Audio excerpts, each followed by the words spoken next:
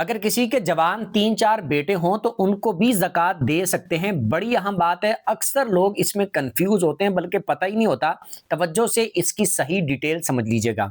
یہ بات یاد رکھیں، اگر کسی کے جوان 3-4 لڑکے ہوں یا زیادہ لڑکے ہوں یا ایک لڑکا ہو یا 2 لڑکے ہوں اور ہٹے کٹے ٹھیک ٹھاک جوان ہوں، ہمارے اکثر لوگ یہ سمجھتے ہیں کہ کوئی بندہ اگر خود ٹھیک ٹھاک ہے، صحت مند ہے، کام کاج کر سکتا ہے، کما سکتا ہے، تو اس کو زکوٰۃ نہیں دے سکتے، اس کو صدقہ نہیں دے سکتے، اس کو خیرات نہیں دے سکتے۔ اکثر لوگ ایسے سمجھتے ہیں، حالانکہ ایسا نہیں ہے۔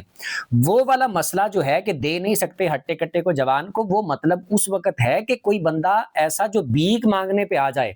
سوال کرنے پہ آ جائے، دوسرے بندوں سے مانگنے لگ جائے، بھیک مانگنے لگ جائے، تو ایسے بندے کو بھیک مانگنا جائز نہیں جو ہٹا کٹا محنت کر سکتا ہے۔ لیکن جب آپ نے زکوٰۃ ادا کرنی ہے، جب آپ نے ویسے کسی کو اللہ کی راہ پہ کچھ دینا ہے، تو اس وقت یہ والی شرطیں نہیں ہے کہ وہ ہٹا کٹا ہے، وہ کما سکتا ہے۔ اس وقت آپ نے یہ چیز دیکھنی ہے کہ اس پر خود پر زکوٰۃ فرض ہے یا نہیں ہے۔